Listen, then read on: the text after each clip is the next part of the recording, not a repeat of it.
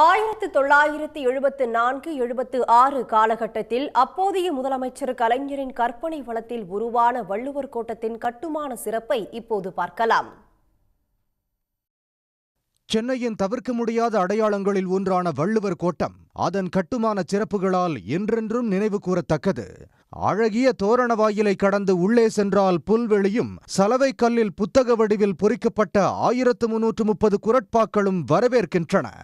கோட்டத்தின் மேல்தளமான வேயா மாடத்தில் குறளின் முப்பாலை குறிக்கும் வகையில் 3 விரல்களை உயர்த்திய நிலையில் திருவள்ளுவரின் கருங்கல் சிலை உயிரோட்டத்துடன் காட்சியளிக்கிறது.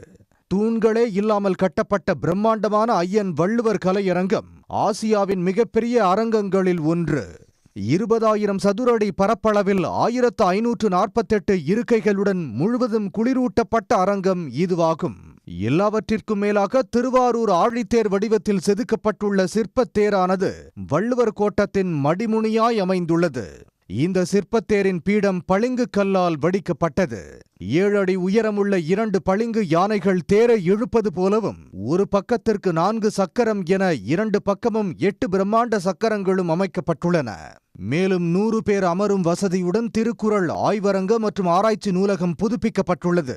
27,000 சதுர அடி பரப்பில் தரைநிலை, தரையின் கீழ் நிலப்பகுதிகளில் 162 கார்கள் வரை நிறுத்துவதற்கான பார்க்கிங் வசதிகள், 3,336 சதுர அடியில் உணவகம் ஆகியவையும் ஏற்படுத்தப்பட்டுள்ளன.